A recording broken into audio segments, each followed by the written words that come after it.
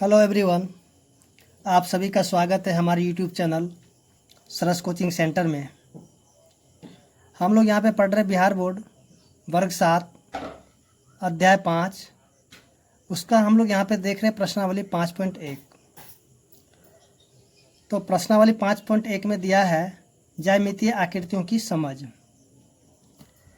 तो हम लोग यहाँ पे करेंगे क्या, जो एक्सरसाइज शुरू करने से पहले हम लोग यहाँ पे ज्यामितीय आकृतियाँ हैं उनका थोड़ा हम लोग बेसिक यहाँ पे जान लेते हैं, ताकि जब हम लोग एक्सरसाइज बनाएं तो हम लोग वहाँ पे कोई परेशानी ना हो। तो आइए हम लोग शुरू करते हैं। जैसा कि यहाँ पे दिया हुआ रेखाखंड, जो इस प्रकार का जो लाइन दिया है, यानी कि यहाँ पे पॉइंट है और यहाँ भी पॉइंट है, यहाँ पे ए और यहाँ बी है, तो इस प्रकार के लाइन को हम लोग बोलेंगे रेखाखंड। उसी तरह यहाँ पे जो है, यहाँ पे एक पॉइंट है और इधर एरो है, तो इस तरह के लाइन को हम लोग बोलेंगे किरण। तो किरण को जो हम इस प्रकार से मतलब दिखा सकते हैं, जैसे ए बी है तो अगर जिस तरफ से अगर तीर जिधर है, जैसे कि इधर हम देख रहे हैं बी की तरफ तीर है, तो यहाँ पे इसको लिखेंगे ए बी, या तीर हम बी की तरफ दिखाएंगे। अगर यहाँ पे तीर अगर इधर ए की तरफ होता तो हम यहाँ पे तीर को क्या करते, इधर ए की तरफ दिखाते, यानी कि तीर जो है ए की तरफ जा रहा है। उसी तरह यहाँ पे जो है इस प्रकार का अगर लाइन होगा तो इस प्रकार के लाइन को हम लोग बोलेंगे रेखा। तो रेखा में जो है दोनों तरफ ही तीर का निशान बना हुआ रहेगा। अब यहाँ पे हम लोग थोड़ा सा कोण के बारे में जान लेते हैं। तो सबसे पहले यहाँ पे दिया हुआ शून्य कोण, जैसे यहाँ पे जो है शून्य कोण का जो है आकृति इस प्रकार का होगा। जैसे यहाँ पे शून्य है, यानी कि लाइन के ऊपर में ही रह जाएगा, तो इसको हम लोग बोलेंगे शून्य कोण। उसके बाद आता है न्यून कोण। तो न्यून कोण जो है 0 डिग्री से बड़ा होगा और 90 डिग्री से छोटा होगा, यानी कि एक कोण जो है 0 डिग्री से बड़ा होगा तो उसको हम लोग बोलेंगे न्यून कोण। उसके बाद यहाँ पे दिया हुआ समकोण। तो समकोण में जो है एक कोण जो है उसका 90 डिग्री होगा, तो उसको हम लोग बोलेंगे समकोण। समकोण का आकृति कुछ इस प्रकार से होंगे, जैसे यहाँ पे दिया हुआ है, ये जो है समकोण समकोण का जो है ये आकृति है। उसी प्रकार यहाँ पे दिया हुआ अधिक कोण। तो अधिक कोण जो होगा, एक कोण जो होगा उसका क्या होगा 90 से बड़ा होगा, लेकिन दूसरा क्या होगा 180 से छोटा होगा, तो उसको हम लोग बोलेंगे अधिक कोण। तो अधिक कोण की जो आकृति क्या होगा इस प्रकार से बना हुआ होगा। उसके बाद जो आता है रिज्जु कोण। तो रिज्जु कोण जो होता है कि 180 डिग्री का जो कोण होगा उसको हम लोग बोलेंगे रिज्जु कोण। तो रिज्जु कोण का जो आकृति यानी इस प्रकार होगा, जो स्ट्रेट लाइन बनाएगा एकदम सीधी रेखा पर जो बनाएगा उसको हम लोग बोलेंगे रिज्जु कोण। उसके बाद आता है बृहत कोण। तो बृहत कोण में जो है एक कोण जो है 180 डिग्री से बड़ा होगा, उसको हम लोग क्या बोलेंगे बृहत कोण। तो बृहत कोण का इस प्रकार से आकृति होगा। उसके बाद आता है संपूर्ण कोण। संपूर्ण कोण मतलब कि जो कंप्लीट एंगल, यानी कि जो पूरा का पूरा वो एंगल होगा, ठीक है, उसको हम लोग बोलेंगे संपूर्ण कोण। तो संपूर्ण कोण का मान जो होगा 360 यानी कि 360 डिग्री होगा, तो उसको हम लोग बोलेंगे संपूर्ण कोण। उसके बाद यहाँ पे हम लोग देख रहे थे कुछ युग्म दिया हुआ है, जैसे यहाँ की पूरक कोण। जैसा कि पूरक कोण जो होता है, पूरक कोण के युग में क्या होगा कि उन जो दो कोण होगा, तो दो कोणों को जोड़ने के बाद जो हमें 90 डिग्री के बराबर आ जाएगा। तो जैसा कि यहाँ पे एक कोण हो जाएगा 60 डिग्री, तो बोलेगा दूसरा कोण कितना होगा, तो मान लो दूसरा का हम मान लेते हैं x बराबर कितना 90। तो हम यहाँ पे कह सकते हैं कि दूसरा पूरक कोण कितना हो जाएगा, तो दूसरा जो x बराबर में 90 में से घटा देंगे 60, तो हो जाएगा 30 डिग्री। उसी तरह यहाँ पे संपूरक कोण है। तो संपूरक कोण का जो है जैसे दो कोण होगा, दो कोण को जोड़ने के बाद कितना हो जाएगा 180 डिग्री के बराबर हो जाएगा। तो जैसा कि एक कोण होगा अगर 140, तो दूसरा कोण को हम मान लेते हैं y बराबर में 180 डिग्री। तो हम कह सकते हैं कि y बराबर कितना है 180 में से हम घटा दें 140, तो y का मान हो जाएगा 40 डिग्री। उसी तरह यहाँ पे जो है दिया है रैखिक युग्म। तो रैखिक युग्म क्या होता है, जैसे एक सीधी रेखा यानी कि रिज्जु कोण, तो रिज्यू कोण पे जैसे कि यहाँ पे दो कोण को जोड़ने के बाद 180 डिग्री होगा, इसको हम लोग बोलेंगे रैखिक युग्म। तो रैखिक युग्म हमेशा जो है दो ही एंगल बनाएगा, यानी कि दो ही कोण बनाएगा, तो उसको हम लोग बोलेंगे रैखिक युग्म।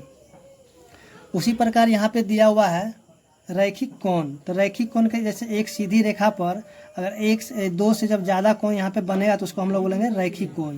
जैसे कि यहाँ पे दिया हुआ है एक्स वाई जेड, तो इनको जो हम जोड़ेंगे तो कितना हो जाएगा, 180 डिग्री के बराबर में ही होगा। जैसे कि X plus Y plus Z बराबर 180 डिग्री, चाहे इसमें 4 कोण बने चाहे 5 कोण बने, अगर एक सीधी रेखा पर जितना भी कोण बनेगा तो उसको हम लोग बोलेंगे रैखिक कोण बोलेंगे। उसके बाद आता है शीर्षाभिमुख कोण। तो शीर्षाभिमुख कोण मतलब कि यहाँ पे जो है एक लाइन जो है एक दूसरे को प्रतिच्छेद करता है, यानी कि एक दूसरे को जो है मैंने काट रहा है बीचों बीच से, तो उसको हम लोग बोलेंगे शीर्षाभिमुख। सॉरी, यहाँ पे जो है काट रहा है, तो जो इस पर का यहाँ जो कोण बनता है उसको हम लोग बोलते हैं वर्टिकली अपोजिट एंगल, यानी कि शीर्षाभिमुख कोण। यानी कि यहाँ पे जो इस प्रकार से कोण है और यहाँ पे इस तरह से कोण है, तो यहाँ पे जितना होगा उतना यहाँ पे आ जाएगा। कहने का मतलब यहाँ पर एक्स है तो यहाँ भी एक्स होगा, और यहाँ पे जो है y है, यानी कि यहाँ पे जो कोण है इस कोण के बराबर हो जाएगा, यानी कि y यहाँ पे है तो y यहाँ भी हो जाएगा। तो उम्मीद करते हैं कि आप लोग को यहाँ तक समझ में आ गया होगा। अब यहाँ पे हम लोग देखते हैं प्रश्नावली 5.1 का 1 नंबर क्वेश्चन।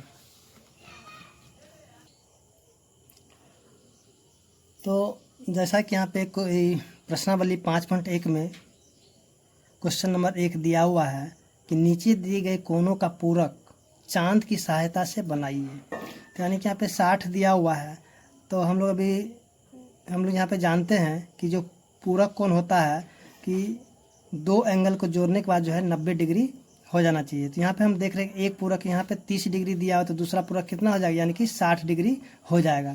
तो यानी जो दूसरा जो 60 यहाँ पे हमको बनाना है उसको हमें क्या करना है कि चांद की सहायता से बनाना है। तो आइए हम लोग यहाँ पे देखते हैं। जैसा कि क्वेश्चन दिया हुआ है कि एक कोण मेरा यहाँ पे पूरक दे दिया 30, तो दूसरा का मान लेते हैं y बराबर कितना 90, यानी कि इन दोनों को जोड़ने के बाद कितना 90 डिग्री हो जाता है। यानी y बराबर में 90 में से हम घटा देंगे 30, तो y का मान निकल जाएगा 60। यानी जो पहला क्वेश्चन में दिया है कि यानी कि चांद की सहायता से हमें बनाना, दूसरा जो पूरक कोण है उसको हमको चांद की सहायता से बनाना है। तो आइए हम इसको जो चांद की सहायता से बना लेते हैं। तो जैसा कि हमने यहाँ पे चांद ले लिया है, तो आप जिस तरीके से बना सकते हैं, जैसे कि यहाँ पे एक लाइन यहाँ पे खींच लिए हैं। चलिए हम इसी प्रकार से एक लाइन यहाँ पे ले लिए। उसके बाद जो है यहाँ से हमको 60 डिग्री का कोण बनाना है, तो यहाँ से हम 60 डिग्री का कोण बना लेंगे। तो यहाँ पे है 60 डिग्री, यानी कि 0 और 60 है, 60 डिग्री कोण बना लेना है।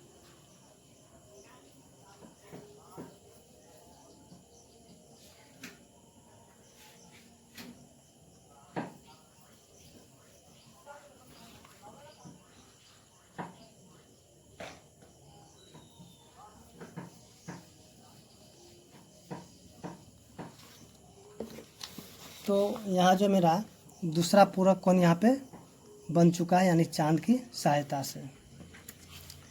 उसी तरह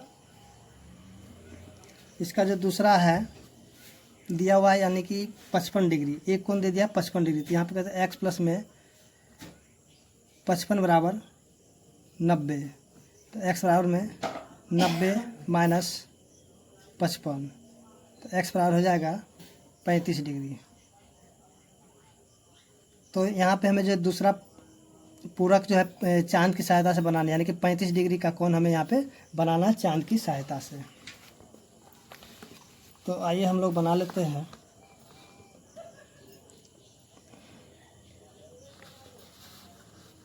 इसमें से हमको करना क्या, 35 डिग्री का कोण बना लेना होगा।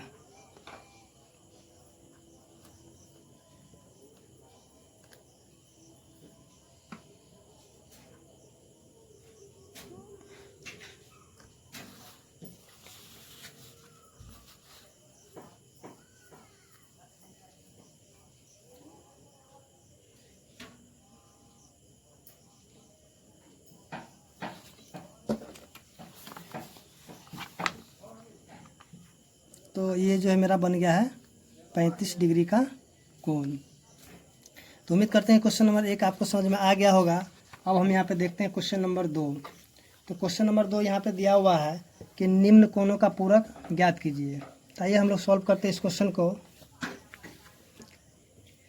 क्वेश्चन नंबर 2 का पहला, जैसे कि 35 डिग्री दिया हुआ है, तो हम यहाँ पे मान लेते हैं,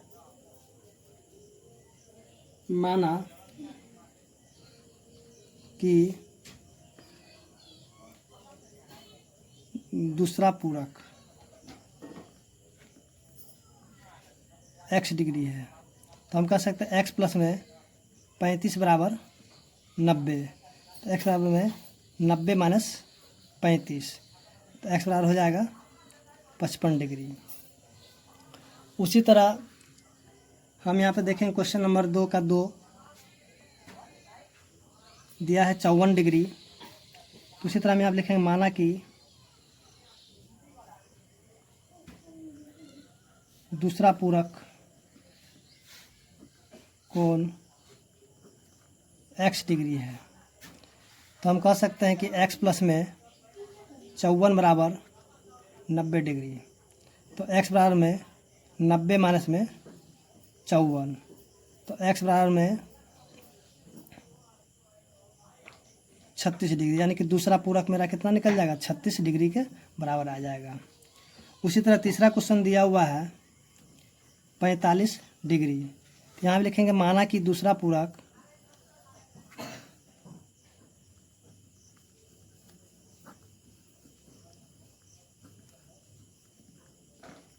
x डिग्री है।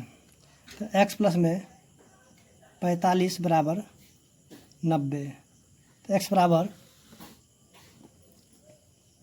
90 में से घटा देंगे 45, तो x बराबर हो जाएगा 45 डिग्री। तो यहाँ पे क्वेश्चन नंबर 3 बन चुका है। अब यहाँ पे क्वेश्चन नंबर 4 को देखते हैं। तो आप लोग जो इस क्वेश्चन को जो इस तरीके से ही बना सकते हैं, इतना लिखने की कोई ज़रूरत नहीं। आप यहाँ से दूसरा पूरक सीधे आप लिख सकते हैं, 90 में से घटा देंगे यहाँ पे 35, तो निकल जाएगा ये 55 डिग्री। उसी तरह यहाँ भी कर सकते हैं कि 90 में से सीधे घटा दीजिएगा 54 डिग्री, तो आ जाएगा 36 डिग्री। उसी तरह यहाँ जो है 90 में से घटा दीजिएगा 45 डिग्री, तो आ जाएगा 45 डिग्री। तो आप जो ऐसे भी बना सकते हैं, लेकिन इस तरीके से बनाइए तो आपको जो है यहाँ पे मार्क्स जो है ज़्यादा आएंगे, यानी कि पूरा का पूरा मार्क्स आ जाएंगे। तो आइए हम इसका क्वेश्चन नंबर 2 का 4 नंबर देख लेते हैं। तो क्वेश्चन नंबर 2 का 4 नंबर दिया हुआ है 78 डिग्री। तो यहाँ पे लिखेंगे, माना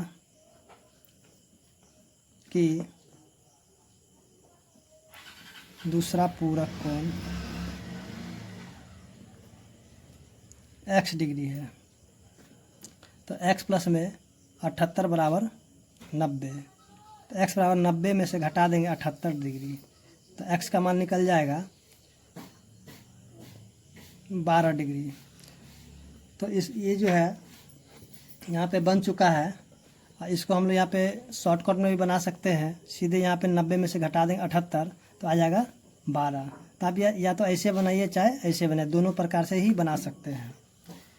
अब आइए हम लोग देखते हैं क्वेश्चन। जैसा कि यहाँ पे क्वेश्चन नंबर 3 दिया हुआ है कि निम्न कोणों के संपूरक ज्ञात कीजिए, यानी कि यहाँ पे 110 डिग्री दिया है। जैसा कि हम लोग जानते हैं संपूरक कोण जो होता है, दो कोणों को जोड़ने के बाद 180 डिग्री होता है।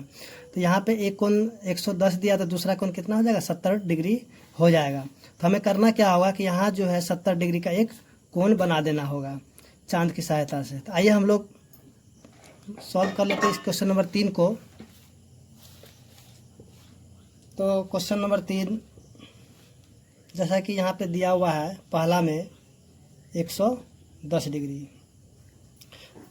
तो जैसा कि हम लोग जानते हैं कि 110 प्लस में x बराबर में 180 डिग्री। तो हम कह सकते हैं x का मान जो 180 में से हम घटा देंगे यहाँ पे 110, तो x बराबर कितना हो जाएगा, 70 डिग्री। तो करना क्या होगा, यहाँ पे जो 70 डिग्री का एक कोण हमें यहाँ पे बना देना होगा, यानी चांद की सहायता से। तो आइए हम लोग सॉल्व कर लेते हैं इसको।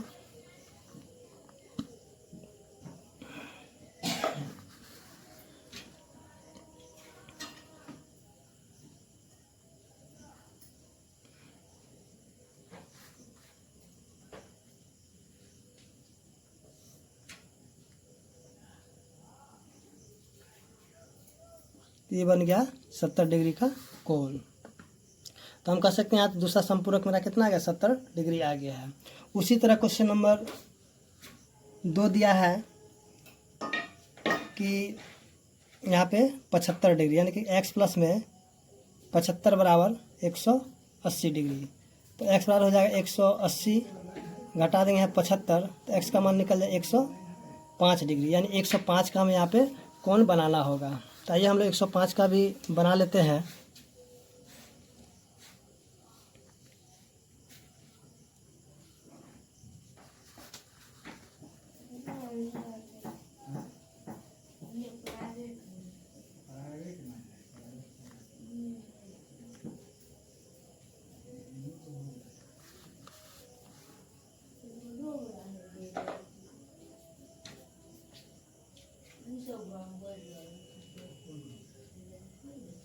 ये हो गया मेरा 105 डिग्री का कोण। उसी तरह हम यहाँ पे क्वेश्चन नंबर 3 को देखेंगे, दिया 135 डिग्री। तो हम कह सकते हैं x प्लस में 135 बराबर 180। तो x बराबर 180, घटा दें 135, तो x बराबर हो जाएगा 55 डिग्री, यानी कि हमें यहाँ पे 55 डिग्री का कोण बनाना होगा।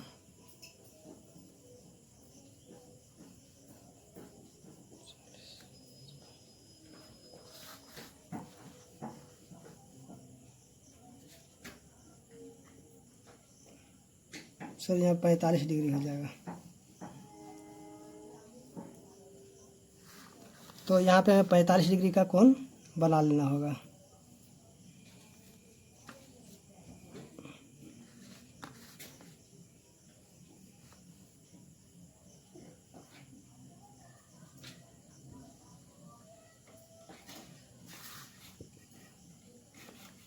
तो उम्मीद करते हैं कि क्वेश्चन नंबर जो है 3 आपको समझ में आ गया होगा। अब हम यहाँ पे देखते हैं क्वेश्चन नंबर 4। जैसा कि क्वेश्चन नंबर 4 दिया हुआ है कि एक कोण तथा उसके पूरक की माप समान है, तो दोनों की माप बताइए। तो आइए हम लोग सॉल्व करते हैं इस क्वेश्चन को।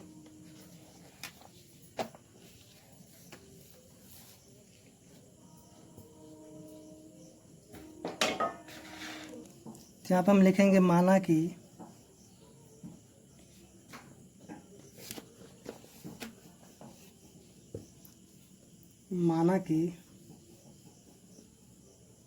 पूरक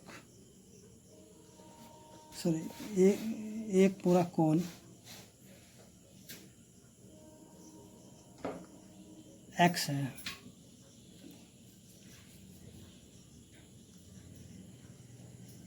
तो दूसरा पूरक कोण कि इन दोनों का समान था। अगर ये x है तो ये भी x ही होगा। तो हम यहाँ पे लिख सकते हैं, जैसा कि हम लोग जानते हैं कि x प्लस में y बराबर में 90 डिग्री, यानी कि दोनों पूरक को जोड़ने के बाद 90 डिग्री के बराबर आ जाना चाहिए। तो हम यहाँ पे कह सकते हैं कि यानी एक पूरक कोण जो है दूसरा पूरक के समान है। तो यहाँ पे दोनों की जगह हम यहाँ पे लिख सकते हैं x प्लस में x बराबर 90 डिग्री, यहाँ पे 2x बराबर में 90, तो x बराबर हो जाएगा 90 बटा में 2, तो काटेंगे यहाँ पे हो जाएगा 45, तो x बराबर में 45, यानी कि इसका जो दोनों कोनों का माप क्या आ जाएगा 45 के बराबर आ जाएगा। तो उम्मीद करते हैं क्वेश्चन नंबर 4 समझ में आ गया होगा। अब हम यहाँ पर देखते हैं क्वेश्चन नंबर 5। जैसा कि क्वेश्चन नंबर 5 दिया हुआ है कि समपूरक कोणों के युग में यदि एक कोण न्यून कोण है तो उसका समपूरक अधिक कोण होगा या न्यून कोण, कारण सहित बताइए। तो आइए हम लोग सॉल्व करते हैं क्वेश्चन को। तो यहाँ पे क्वेश्चन नंबर 5 में जो है, जैसा कि हम लोग जानते हैं समपूरक कोण जो होता है, तो जैसे कि x प्लस में y बराबर में 180 डिग्री के बराबर हो जाता है। तो समपूरक में हम लोग जानते हैं कि एक कोण तो न्यून कोण होता है, दूसरा कोण क्या होगा, अधिक कोण होगा।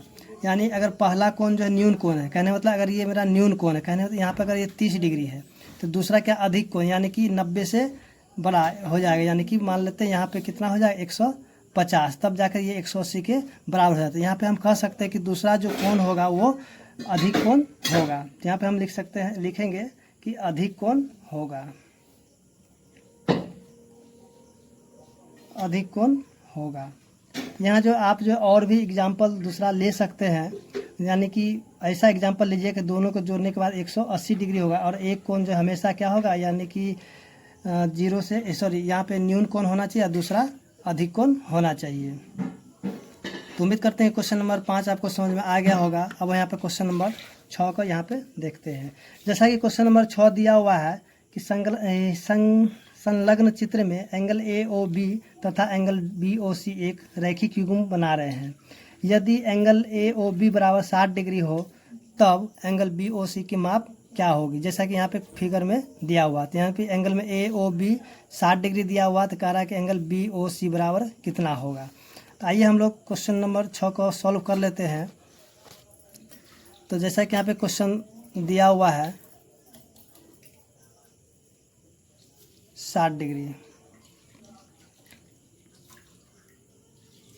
जैसा कि हम लोग जानते हैं angle AOB plus angle BOC बराबर 180 डिग्री, यानी कि ये लीनियर पेयर बना रहा है। इसको हम लिख सकते हैं लीनियर पेयर, यानी कि रैखिक युग्म हो जाता है।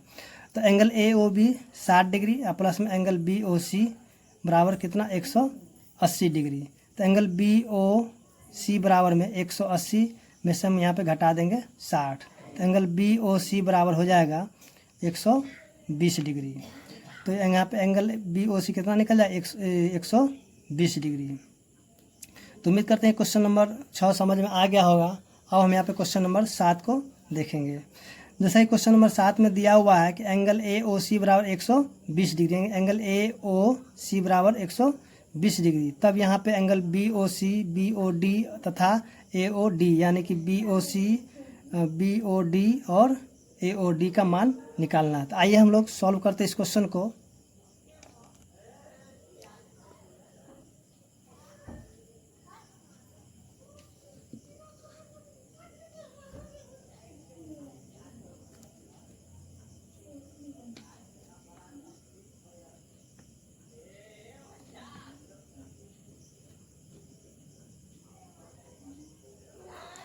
तो जैसा कि हम लोग जानते हैं कि यहाँ से ये दोनों जो है रैखिक युग्म बना रहे हैं, तो यहाँ पे हम लिख सकते हैं angle AOC plus angle BOC बराबर 180 डिग्री, यानी कि ये हो जाएगा रैखिक युग्म।